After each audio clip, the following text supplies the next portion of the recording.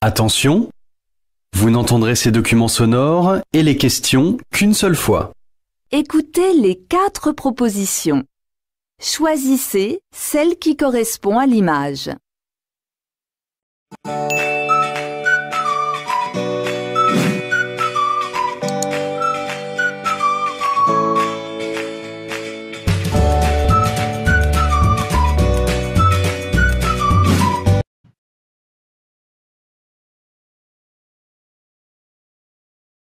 Écoutez les 4 propositions.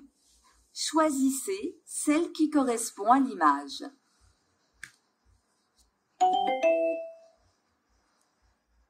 Regardez l'image 1. A. J'aimerais ouvrir ce colis. C'est un cadeau.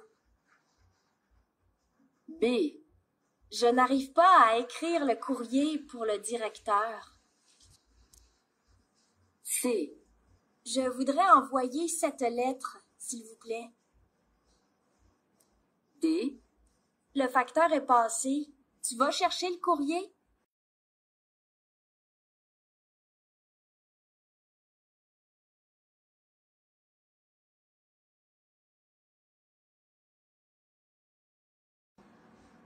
Regardez l'image 2. A. Dis bonjour à ta sœur. B. Donne-moi mon sac. C. Prends des gâteaux. D. Viens boire ton thé.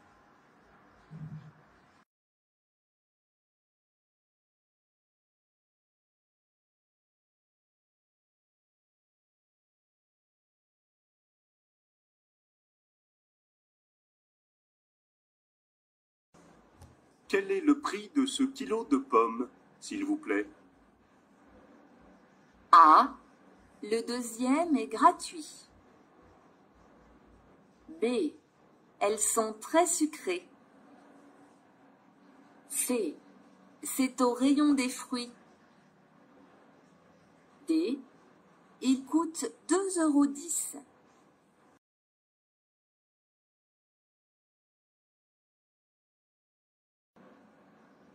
Mon ordinateur ne fonctionne plus. Je ne sais pas comment faire pour mes devoirs. Tu peux m'aider, s'il te plaît? A. Oui, c'est un bon conseil. B. Oui, il coûte trop cher. C.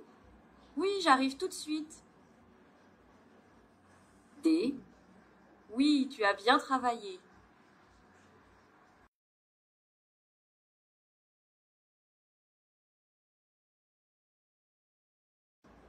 Pour les vacances d'été, je voudrais partir au Japon avec Céline. Qu'est-ce que t'en penses? A. C'est vraiment dommage. B. Elle aime beaucoup cette ville. C. J'ai un peu de temps libre. D. Quelle bonne idée!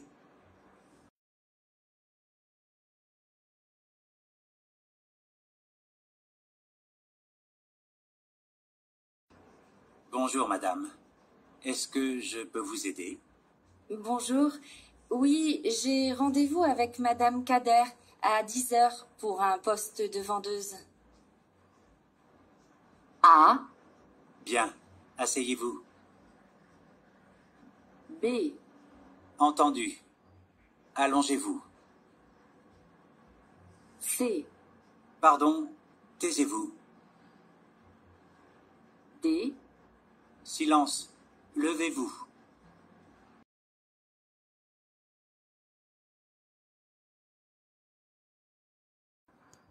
Bonjour madame, je voudrais réserver des places pour le spectacle de danse du 18 décembre. À cette date, il reste des places à 30 €. Ah, je ne voudrais pas payer plus de 20 €. Et pour la représentation du 17? Désolée, c'est pareil. Question 7. Pourquoi est-ce que le jeune homme repart sans billet?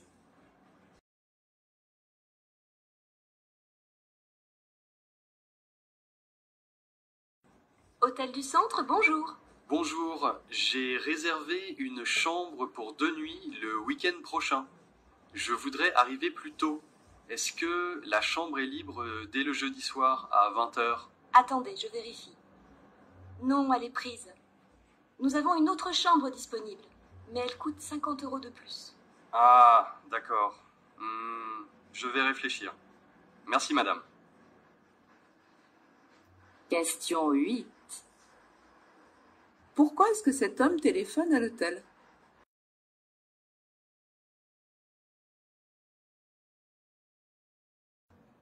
La météo a annoncé de la neige sur Montréal. Je me méfie des prévisions, tu sais. Ne me reproche rien si tu attrapes froid. Bon, d'accord. Pour une fois, je vais t'écouter. Je prends mon manteau. Question 9. Que décide de faire l'homme?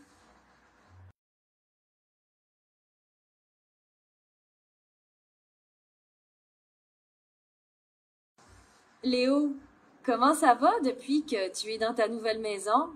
Ça va, mais je n'ai pas encore Internet. Mince alors. Et est-ce que ton téléphone fixe marche au moins? Oui, mais je n'en ai pas vraiment besoin. Je viens de m'acheter un ordinateur tout neuf, mais sans Internet. Je ne peux pas travailler et contacter mes clients. Je comprends. Tu as vu quelqu'un pour arranger ça? Question 10. Qu'est-ce qui est difficile pour Léo?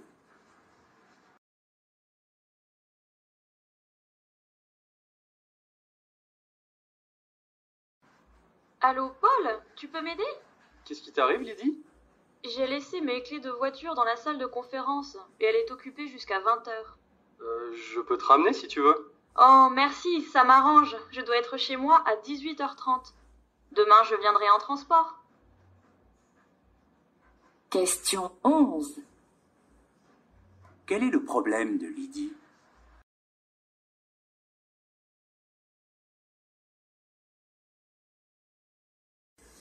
Perrine, tu viens au cinéma avec nous?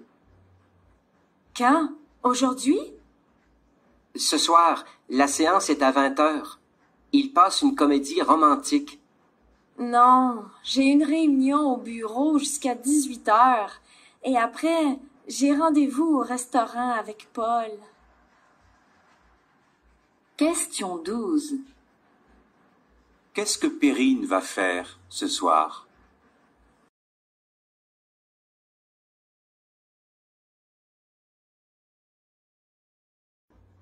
Salut Marion. Salut Thomas, ça va? J'ai une journée difficile au bureau. On prend un verre quelque part et tu me racontes ton week-end? D'accord. Mais avant, je dois passer à la pharmacie. Ce n'est pas loin? Je suis fatigué, moi. Question 13. Qu'est-ce que Thomas propose à Marion?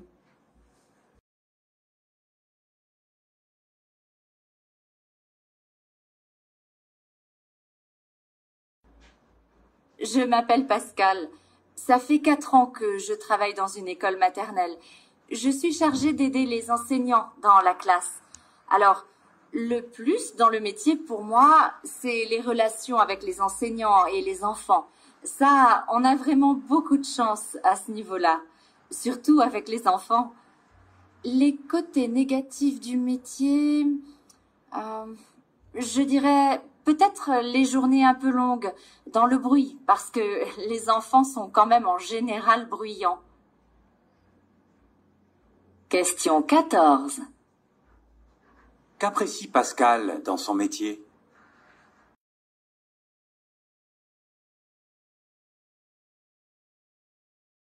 Allô? Salut, c'est Rachida. Salut, petite sœur. Je t'appelle pour qu'on s'organise. Tu te souviens qu'on sera déjà parti quand vous arriverez? Ah, c'est vrai, j'avais complètement oublié. Comment on fait pour les clés? Je les laisserai chez la voisine d'en face. On vous a préparé des draps, des serviettes et le frigo est plein. Nous vous avons aussi laissé une liste d'activités à faire ici et des adresses pour sortir dîner. Merci beaucoup. Je te dois combien? Ah ben rien, tu plaisantes. C'est normal, tu es mon frère. Question 15. Pourquoi Rachida appelle-t-elle son frère?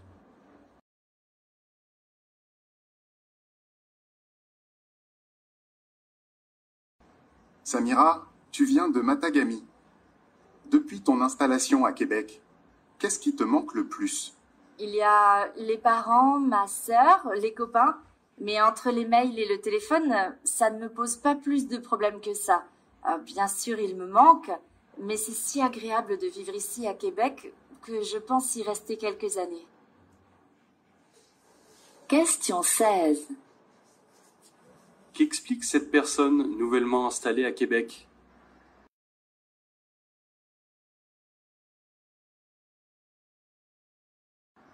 Alors, ton voyage en Allemagne? Super! J'ai pu rencontrer les responsables de programme et leur proposer nos produits. Dans l'ensemble, ils étaient assez intéressés. C'est plutôt encourageant pour la suite. Génial! Tu as pu visiter un peu la ville?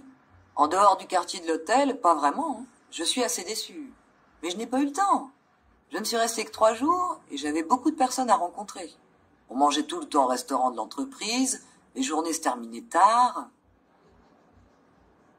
Question 17. Que regrette la femme?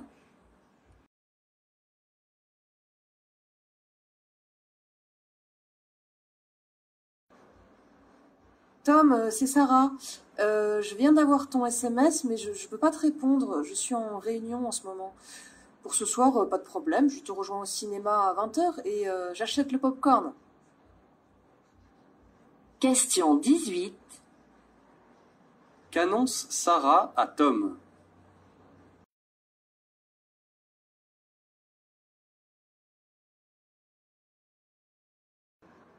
Salut Laurent, c'est Martin. Dis, il y a un gymnase qui vient d'ouvrir à côté de chez moi. Il y a plusieurs salles. En ce moment, on peut y essayer tous les sports et c'est gratuit. Ça te dirait de venir faire une partie de basketball avec les copains demain soir? Réponds-moi vite pour que j'appelle le club pour réserver le terrain. À plus tard. Question 19. Que propose Martin à Laurent?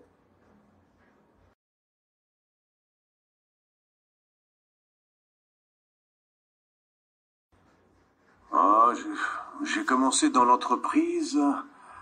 Cela fait quand même 30 ans, à l'époque où on ne s'embarrassait pas avec le recrutement. Je me souviens, dès le soir où j'ai fini ma formation, mon patron de stage m'a proposé de rester. Et pour mes copains de formation, pareil. Ah, c'est sûr, on n'embauche plus si facilement. Maintenant, je suis un ancien. Je dois recruter les jeunes qui arrivent, et je trouve ça incroyable. Ils accumulent les diplômes, on fait plein de stages, sont 50 à postuler. Cela ne doit pas être drôle. Question 20. Que constate cet employé?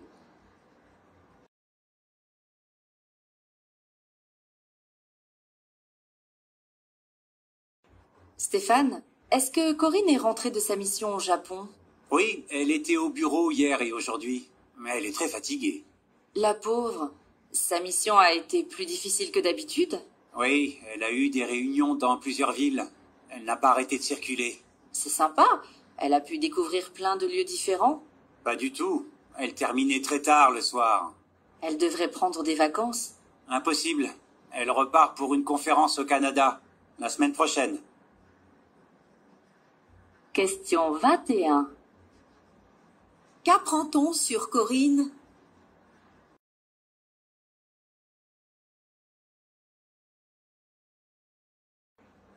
Mais je crois que les difficultés en matière de lecture ont des causes à la fois individuelles et sociales. Les parents, par exemple, parce qu'ils sont angoissés par l'avenir de leurs enfants, leur présentent souvent la lecture comme une obligation, une démarche indispensable pour réussir, et c'est une erreur, parce que la lecture est avant tout un plaisir. Un livre, c'est un voyage, une découverte, une aventure, et il faudrait faire découvrir la lecture aux enfants comme on leur fait découvrir la cuisine chinoise ou les jeux dans la neige. Et puis les parents refusent aussi souvent à leurs enfants des lectures qu'ils considèrent comme mineures. Les bandes dessinées, par exemple, et ça aussi, c'est une erreur.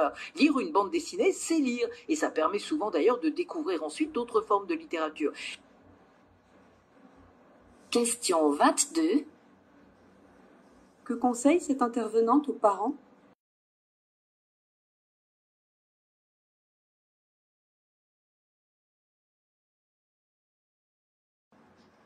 Malheureusement, je n'ai pas de vacances. Je viens de changer de travail. Ah bon? Tu ne te plaisais pas là où tu étais? Si, l'ambiance était vraiment bonne. Et j'avais un bon emploi du temps. Oui, je me souviens. Et tu as trouvé encore mieux? En fait, c'était sympa, mais je n'avais pas de possibilité d'évolution. Alors que là, les perspectives sont bonnes. Enfin, si je survis aux horaires imposés. Et l'ambiance est aussi bonne qu'avant? Oui, je pense que ça va aller. Mais je ne connais pas encore beaucoup de monde. Il faut du temps. Question 23. Qu'apprécie la femme dans son nouveau travail?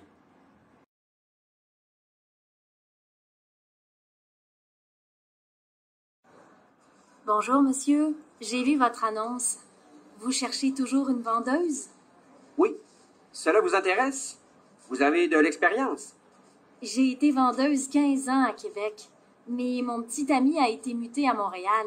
Alors, j'ai dû démissionner. Vous habitez encore là-bas? Non, nous sommes chez mes parents en attendant de trouver un logement. Vous parlez anglais? Bien sûr. Bien. Vous pouvez revenir demain pour un essai? Avec plaisir. Question 24. Pourquoi la personne cherche-t-elle du travail à Montréal?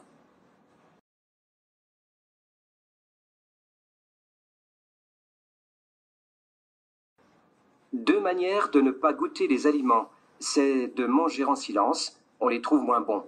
Ou de manger avec un bruit sonore, de la musique constamment, ou un bruit de fond continu qui altère le goût des aliments.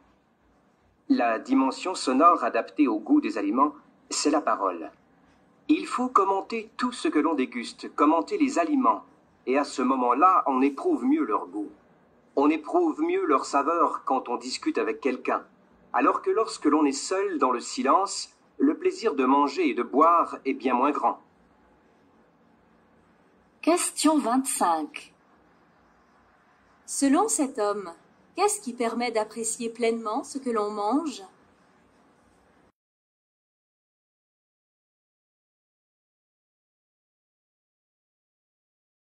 On est élu récemment par le magazine Business Week parmi les 25 personnes les plus influentes du web. Loïc Lemeur, qui vit désormais à San Francisco, en Californie, au cœur de la Silicon Valley. C'est là qu'il a créé sa nouvelle société Sismic, qui n'est pas un coup d'essai. Ce diplômé de l'école des hautes études commerciales de Paris est devenu au fil du temps un serial entrepreneute. Loïc Lemeur.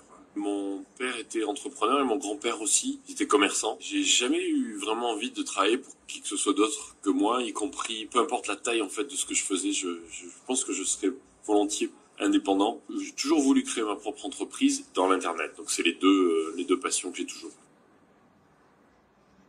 Question 26. Que veut Loïc Lemeur?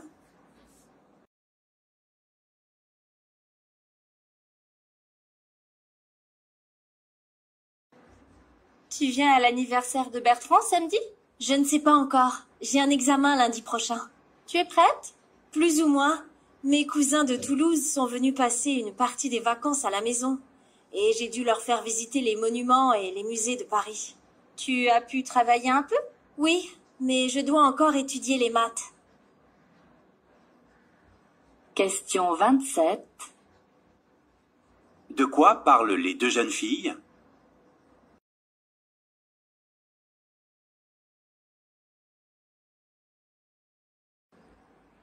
Manger 5 fruits et légumes par jour, c'est bon pour la santé, on le sait, mais on ne le fait pas. Avouez, vous avez essayé, mais vous n'y arrivez pas.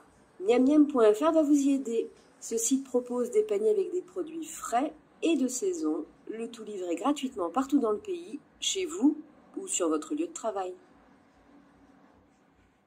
Question 28. Quel est le but de miammiam.fr?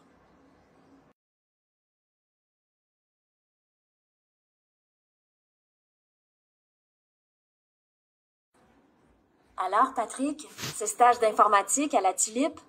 Oh, ne m'en parle pas. Horrible. Je suis ravi d'être au boulot. D'abord, il a plu toute la semaine, avec une tempête, t'aurais vu ça. On pensait pouvoir faire des balades en fin de journée. Il n'y a que moi qui voulais encore marcher malgré la pluie. Les autres se retrouvaient au bar pour jouer aux cartes ou refaire le monde. D'autres ont passé leur temps devant la télé. Eh bien, bravo. Pour prendre le bon air, c'est réussi. Et je ne te décris pas le trou que c'était. Rien à voir à des kilomètres à la ronde. Question 29. Qu'est-ce que Patrick était le seul à vouloir faire?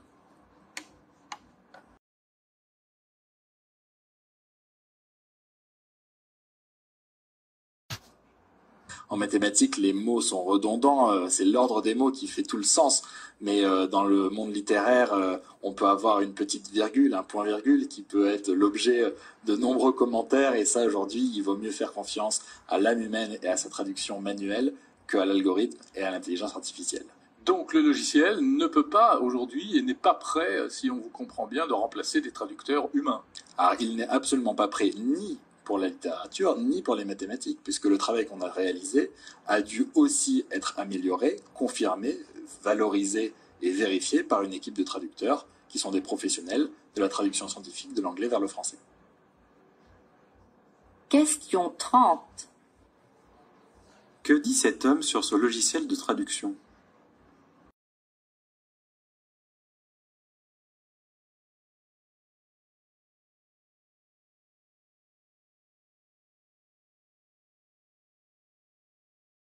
Là, on vient très récemment d'observer pour la première fois un trou noir, Hubert Reeves. Quelle a été votre réaction? Oui, c'est le moment où on découvre une chose pour la première fois, et surtout le fait que cette idée des trous noirs, qui a été inventée par Einstein dans les années 1910-15, je ne me souviens pas, c'était au départ une théorie. Et de trouver que le comportement de ces trous noirs existe, c'est une confirmation de la valeur de la science en général, qui sont par exemple les idées des trous noirs. Ça vous donne confiance dans la science. Question 31.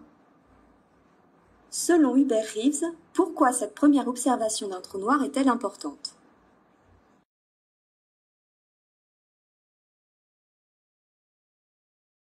Des commentaires sur la gastronomie de Toronto? On y mange très bien, mais c'est impossible d'y manger la même chose 4 ans plus tard. Comme à Québec, la gastronomie est très tendance. Qu'est-ce qui se passe aujourd'hui? Qu'est-ce qui se passera demain? Mais qu'est-ce qui s'est passé hier? On ne veut plus rien savoir. Qu'est-ce qu'un restaurateur doit faire si sa cuisine n'est pas tendance, mais tout aussi bonne? À Toronto, il doit la changer. C'est différent à Québec. J'ai l'impression qu'à Toronto, la capitale des affaires, on gère tout aux dépens des valeurs sûres. Question 32. Que constate ce journaliste sur la gastronomie à Toronto?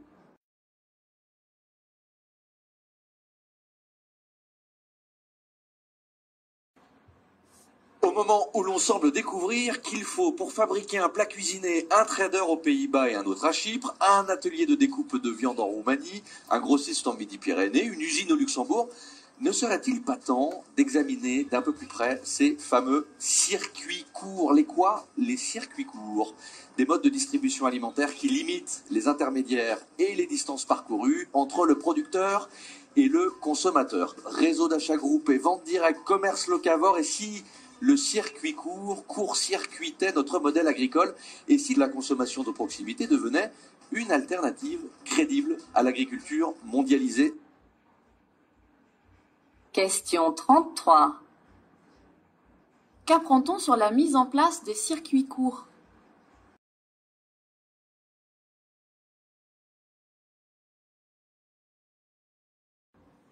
Quand vous revenez de Chicago, vous fondez d'abord Héritage Montréal. Pourquoi? Vous savez, quand je suis revenu de Chicago, j'étais là pendant quelques années à prendre des photographies des bâtiments en pierre grise. À Montréal? Oui, parce que j'ai trouvé ça formidable et ça délimitait. C'était une façon de marquer chaque quartier de Montréal. Alors, je faisais ça avec un photographe, très bien. Et puis, quand nous étions dans, par exemple, un des couvents, on nous a dit, mais pourquoi est-ce que vous êtes dans ce bâtiment? C'est vétus. On va le démolir. C'était comme ça partout. Alors finalement, on a compris qu'il fallait vraiment sauvegarder ça. Surtout que je venais de Chicago et puis toutes les villes autour de Détroit, Cincinnati, un peu partout, il y avait peut-être un bâtiment qui restait debout, un bâtiment victorien, et puis tout était aplati. C'était une période féroce. Question 34. Dans quel but a été fait ce reportage photo?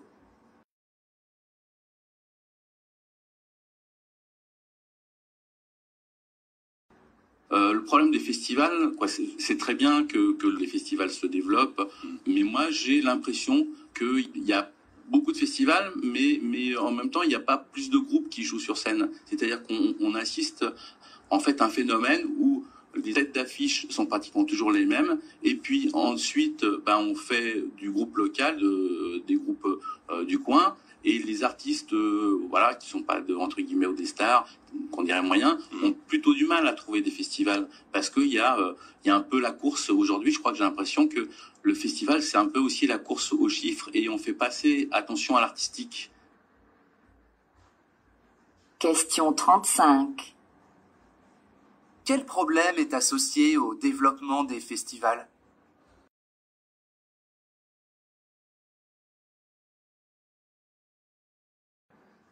Il y a un manque de clarté au niveau de la politique des dates de péremption au Canada. Parce que souvent, les consommateurs vont peut-être jeter des produits quand la date meilleure avant est passée. Mais ça ne veut pas nécessairement dire que le produit est insalubre. Le produit peut être encore bon. Il y a des forces démographiques qui jouent contre l'industrie. Il y a une soif de profit au sein de l'industrie. Pourquoi? Parce que les gens mangent moins. Les gens vieillissent au Canada. Donc, comment fait-on pour atteindre nos objectifs de vente quand les gens mangent moins? Alors, il faut trouver de différents moyens pour augmenter ces recettes. Question 36.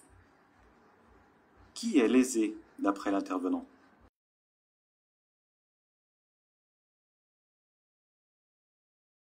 Je suis recruté chez JP Morgan à Londres pour bosser sur le pétrole en fusion-acquisition. Et c'était payé vraiment une fortune, 38 000 francs par mois. Je savais pas du tout ce que c'était, autant vous dire que vraiment la finance, machin. Mais bon, j'y vais, l'appât du gain, malgré tout. Et l'appât du gain, pourquoi? Parce que je me suis endetté pour financer cette école de commerce. Voilà, je découvrais des trucs dans le prolongement de cette école de commerce et je me rendais compte, expérience après expérience, que c'était pas du tout ma voie et que je n'avais sous aucun prétexte, même un prétexte financier très important, je n'avais envie de poursuivre dans cette voie. Question 37. Pourquoi l'intervenant a-t-il accepté de travailler chez JP Morgan?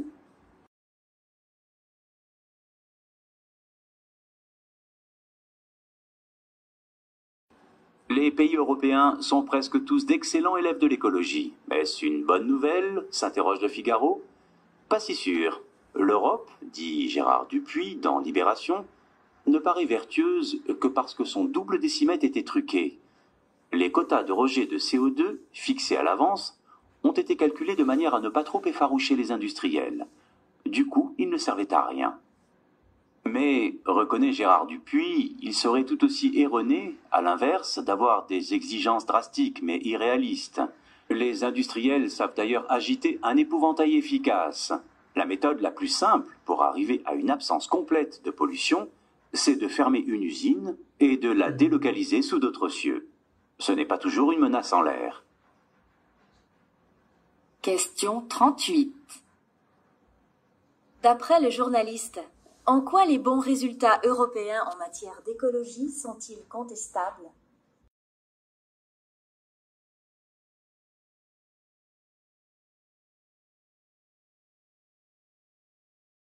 Tes recherches sur les algues, ça avance? Oui, pas mal. Mais Tu étudies quoi au juste?